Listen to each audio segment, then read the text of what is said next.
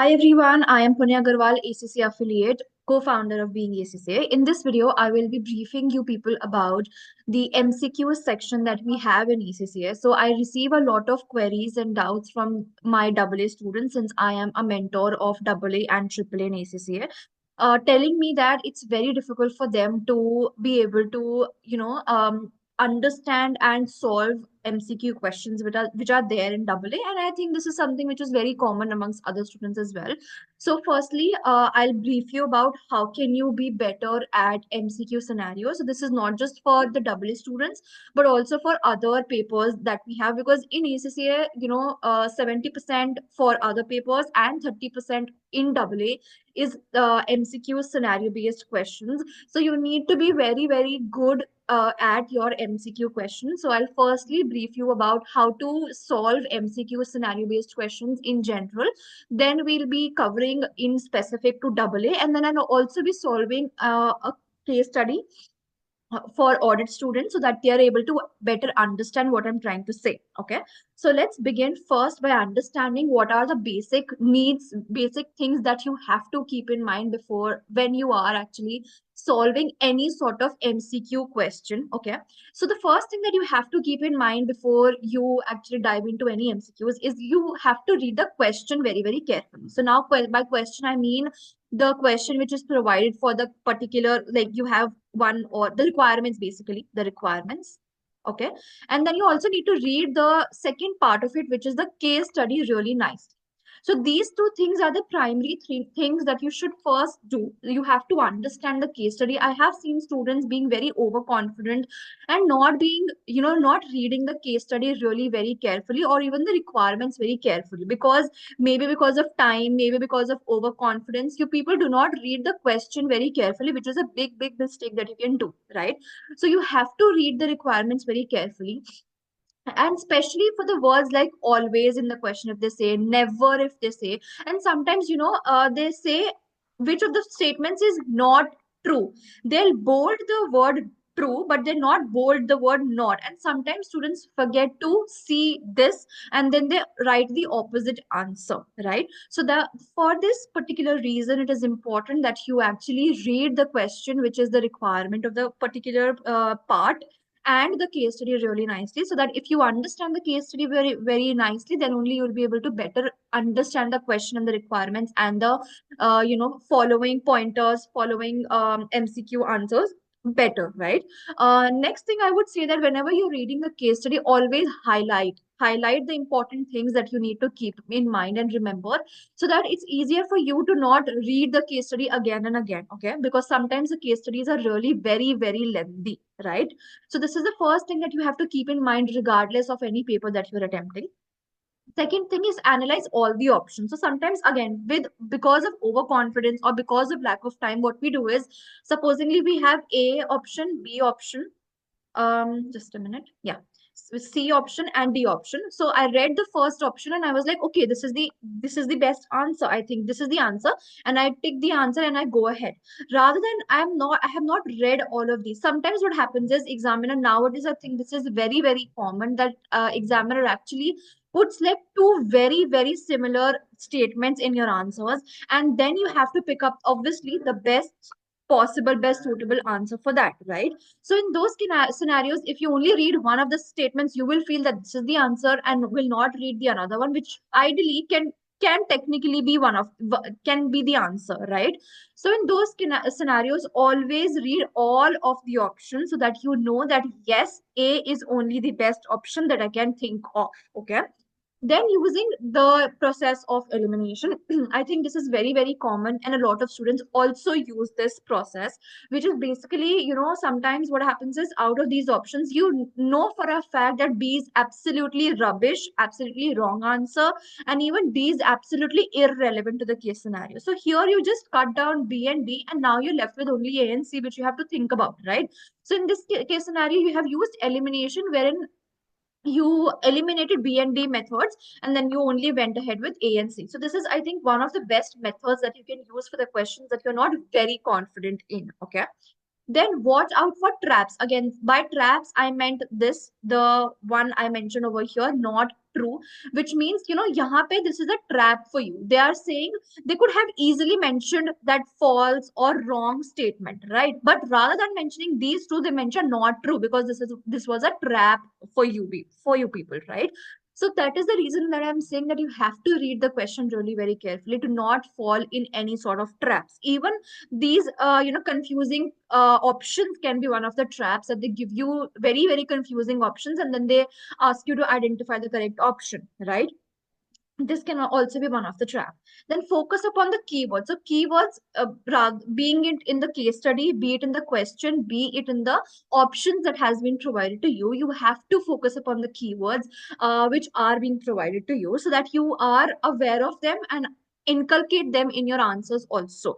If you can also highlight them so that you do not forget them. Okay, this is some of the keywords that I was able to find, right? Next thing is answer easy questions first. So this is for the people, I think personally that this is for the people who have not prepared very, very well for the exam. Okay. So for them, it is very essential that they pick up the easy questions or easy markers first, so that at least that portion is secured by them, right? Because I personally believe that even if all of the MCQs, even if it is only one MCQ, that is equally important in your entire paper. Because, I have seen students scoring like 48, 49. That means that only it was just a matter of only one MCQ, right? And you could have achieved the pass score. So each and every MCQ is very, very important. And if you are somebody who is not very, very well prepared for a particular topic, you can possibly use this technique wherein you're answering the easy questions first, so that again you do not waste time, you have secured your marks also, and then you can move ahead with the other questions which you're not very confident in, right? Then make an educated guess. So again, this is a very, very essential part that I really want to talk about is over here is, I have seen a lot, because of course in ACCA there's no negative marking that we look after, right? There's no negative marking. You anyway you can attempt. So firstly, do not leave any question unanswered, because again we do not have any negative marking. That's the first thing. I have seen students, they do not know the answer and then they're like that, I have skipped on the question. Why have you skipped? Maybe by fluke your answer gets right? And second thing I always tell my students is, always do an educated guess. People guess, वो सोचते हैं कि A B C D है, and out of these four I think C is the most relevant, let's take it, without any reason they think that. But always do an educated guess. Educated guess means that you're not answering by fluke. You are actually thinking about these options, and you are thinking about the most relevant as per the case study. Okay, and then making a guess. या यहाँ पे आप guess ही कर रहे हो, but आप थोड़ा सोच समझ के guess कर रहे हो, rather than just making like a fluke, एक तुक्का लगाने को जैसे बोलते हैं हम हिंदी में. So it's not good that you do a guess. You do an educated guess. Okay, this is, then avoid overthinking. And I think this one is mostly relevant for my AA students. Why? Because in audit, kabhi kabar aisa hota hai that our options are very, very similar to one another, especially when we are talking about audit procedures की बात कर रहे हैं. If they're talking about completeness, accuracy, अगर हमारे वो उस वाले aspects the question is asking you for, then you get confused whether it is completeness, is it occurrence, is it existence, what is it, right? So in those cases, if your concept is absolutely fine, you do not need to overthink, because sometimes what happens is, अगर मैंने सोचा, I've read the question, I have read the answer, and as per me, answer number C is correct. Okay, then I'll overthink. Okay, this is what I've read. Let's think about it more, more, more. You waste your time, and then you say, no, no, no, C is wrong, A is correct. This thing I have noticed in a lot of students when I check the section A of the mocks or the practice test that we have at being ACCA, that they come up to me, they say that ma'am आप मुझे पता था कि इसका A था, but मैंने C कर दिया. पहले मैंने A किया था, फिर मैंने इसको क्रॉस कर दिया, फिर मैंने C कर दिया. So why? This is because of overthinking. If you do not do overthinking, have that confidence over you कि I have done this portion of the syllabus really very well, and it is correct only, right? Because if you do not do that, एक तो your answer गलत हो जाएगा. Secondly, time will also be wasted because of the same reason. And in audit specifically, your time is very, very important, right? Then break complex questions. So sometimes what happens is when, apart from the regular case study, they also give you a long paragraph over here, कि extra paragraph दिया है, and then another question is being asked. So this is something extra from the case study, right? And in this case scenario, what happens is students get confused and they think this is complex. So if you get any complex question, always break it down, make it one paragraph, second paragraph, and then break what is the case study saying and what is the question asking you, what is the issue, what is your answer. So break it down. When you break it down, it will be very, very easy and simple also for you people to understand. Okay. Then stay time conscious. Again, this is very, very important for double A, especially for double A students, that you have to keep in mind that for every MCQ, because one MCQ is for 2 marks, you're not spending more than 3 minutes. I would say 2.5 minutes in one particular question to answer it. If you feel like that 2 minute हो चुके हैं, still नहीं समझ आ रहा है, just move on with the question and mark it या फिर flag कर लो. आपके पास flag का option होता है, just flag it so that you are not wasting your unnecessary time in that particular MCQ. हो सकता है कि आपने 10 minutes उस MCQ में लगा दिए and then you actually are not getting any marks, so ultimately that's wrong, right? So rather than wasting time, you have to focus. Time is very, very important in any paper, right? So if you feel that आपने 2 minute दे दिए हैं उस question को and still you're not able to understand, still you're not able to get the answer, move on, right? Just flag it and move on. That's the best thing that you can do. So these are some of the pointers that I told in general for if you're solving any MCQ question.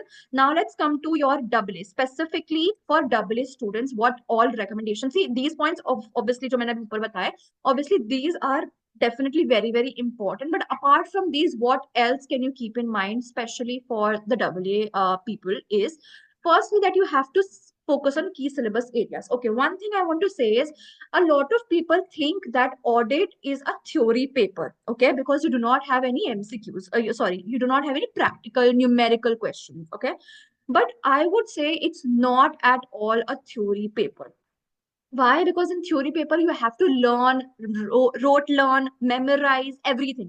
रट्टा मारना होता है आपको. But in AA, if you're rote learning anything apart from the knowledge-based questions, right? It is a big, big mistake that you can do for yourself. You're just screwing up your paper unnecessarily. Okay. This is a misconception that people have for AA students, that it is a theory paper. No, my dear, it's not a theory paper. It is a descriptive paper. You have to understand whatever we are studying in audit, because you know आप रट्टा, आपको पता है section B में जो 70 marks का paper है, you know that the first question will be from the risk area, you have substantive procedures, you have your internal controls, you have your reporting वाला portion, audit reporting, audit risk वाला portion. All of these you know for 70 marks. What will you do in your section A? You do not know, because section A में your question paper, like the questions can come from any area. Okay, be it the first 4 chapters that we have, basically ethics, independence, threats, then we have the risk assessment, then we can have the questions from your substantive procedures, we can have questions from corporate governance, anywhere. Okay, so I personally believe that if a student is able to score good marks in section A, that is when he or she is actually going to pass in the paper, because section A is your real test. Okay, because here you cannot learn anything, right? यहाँ पे it is all about application to the case study, application of the concepts to the case study. And if you are rote learning substantive procedures, of course you can do that in section B. Of course that वो भी नहीं करना चाहिए, but if you're doing that, you can get 2 to 3 marks, right? But here, if you're doing rote learning, you will not able to understand completeness का मतलब क्या होता है, accuracy क्या होती है, what are the assertions, what do you understand by occurrence, what do you understand by existence.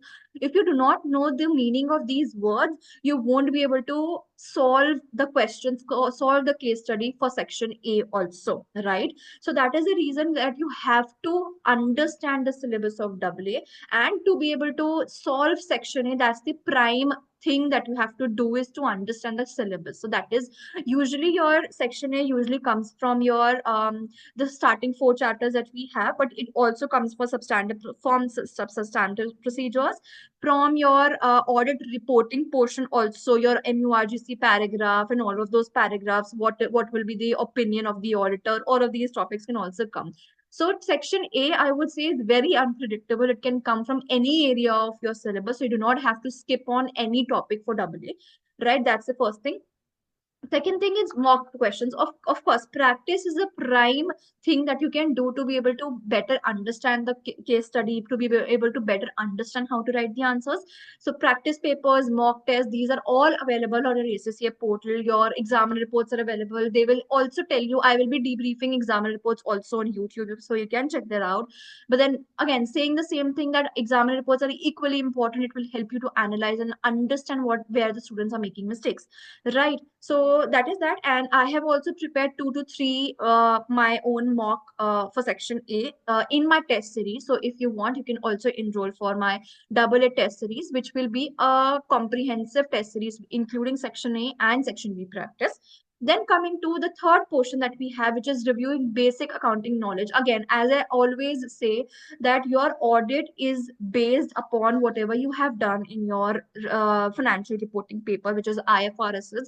So you need to have basic understanding of the accounting principles, IFRSs, IAS, all of these things, so that you are able to better understand and write your answers in WA. Right, and the last one is stay updated. So any changes that are there in a double A paper, like nowadays you also get sustainability reporting and all of these topics, your computer standards, computer analytics, all of these topics are very, very new, which are coming, which will again be a part of your section A eventually also, right? So I hope that you understood how to write, how to focus upon section A. This is all what I can say.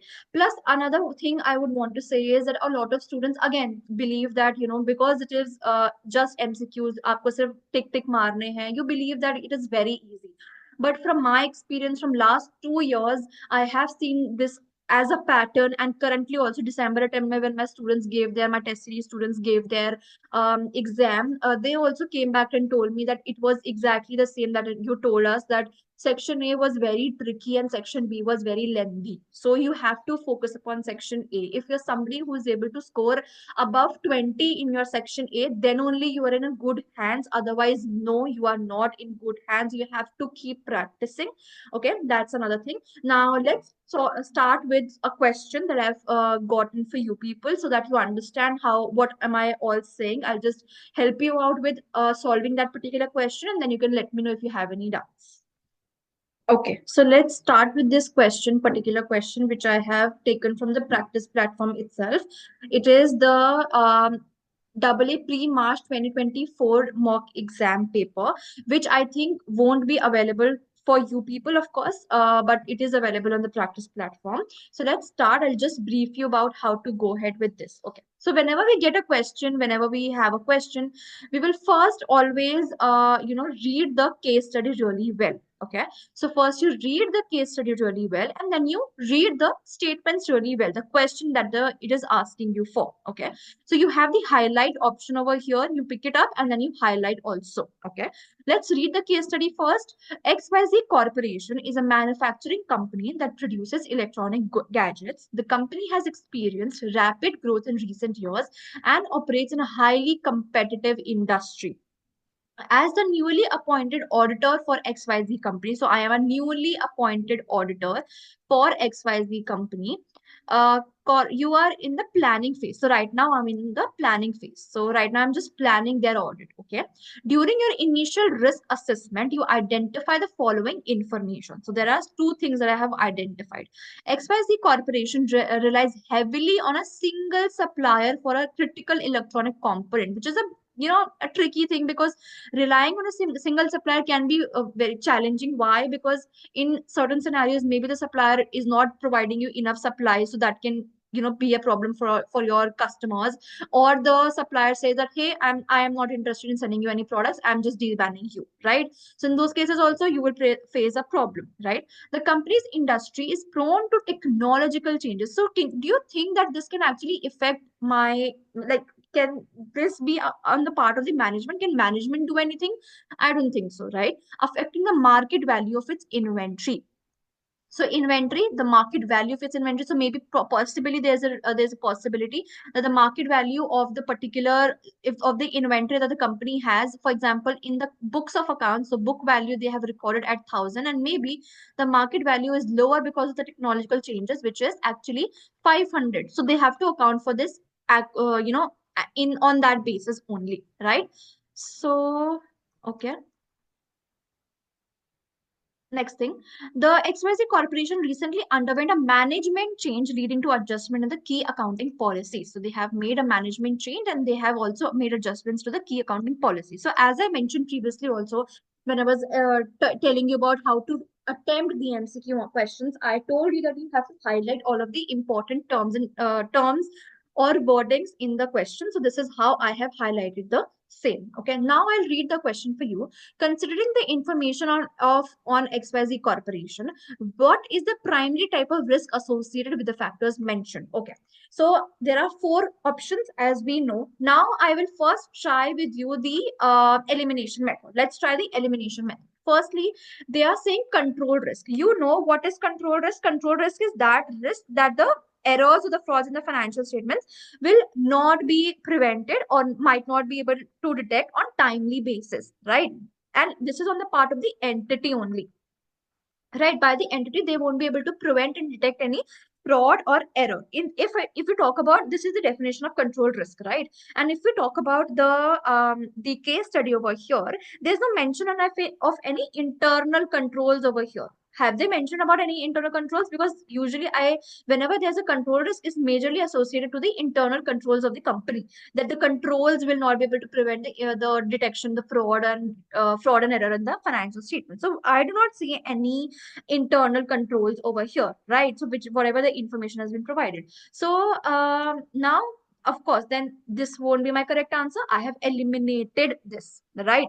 Now, in talking about inherent risk, if I read what is inherent risk, so basically inherent risk is when inherently, because of some factor. So basically inherent, if I read the definition for you people, inherent risk is the susceptibility of an assertion. So assertion meaning completeness, accuracy, evaluation, all of these, to material misstatement without considering the impact of internal control. So I am not I am not considering any impact of the internal controls, but without considering the impact of these internal controls, there can be certain frauds happening or certain errors happening in my financial statements. And this is also, this fraud and error is not in the uh, you know under the condition or under the effect or under the impact or in the, I would say, in the hands of the management also. Like management, it is out of the hands of the management. So if you see over here, they are reliant on a single supplier. That means inherently the financial statements can be risky because inherently they are relying on a single supplier. And if the supplier says, hey, I'm not interested in working with you, they can simply have no suppliers to work with for a brief period of time, right?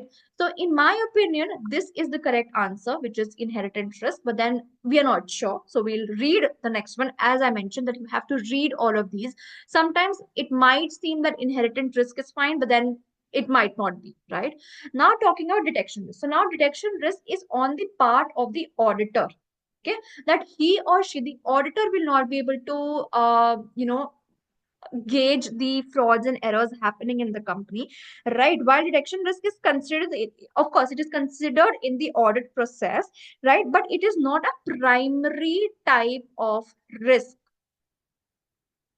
Okay, so it is not a primary type of risk associated with this, right? So because the question asks us the primary type. Now, one thing I want to mention over here, the trick that the examiner has played over here is as the newly appointed auditor. So if you see, usually whenever we are writing the risk, audit risk in the questions in section B, whenever we have a newly appointed auditor for this, we know that it is a new client for us and it is a detection risk, right?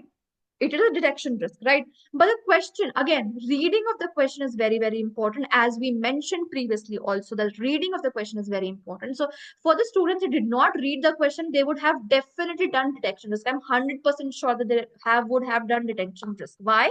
because they did not read the question. They read this first line and put this first option and move to the next question. But it is asking primary type of associated with the factors mentioned. So factors are these, risk assessment factors are these mentioned, and they're talking about primary type of risk. Detection risk is not a primary type of risk. Okay, so this won't be the correct answer, right? This is not businesses. Business, I do not see any businesses associated with over here again, right? So it is a broader term and not related to your audit risk over here. So that is the reason inherent risk will be the correct answer. Okay, I hope I was clear. We covered a lot of things that we have to highlight. Firstly, we have to read question very, very carefully. I told over here, right? Then I do not have to hurry, right? Then I also told you about the elimination method over here. Okay, I'll not be solving all of the questions, but I'm just telling you how to solve the question by using these questions. Okay, so let's move forward. I'll probably do another question or so, and then we'll move ahead. Okay, next question. Let's see. Okay. Now let's talk about this. Given the nature of XYZ corporation industry, so we are talking about the industry because we know the industry, what is happening, and there's technological changes in the company happening, right?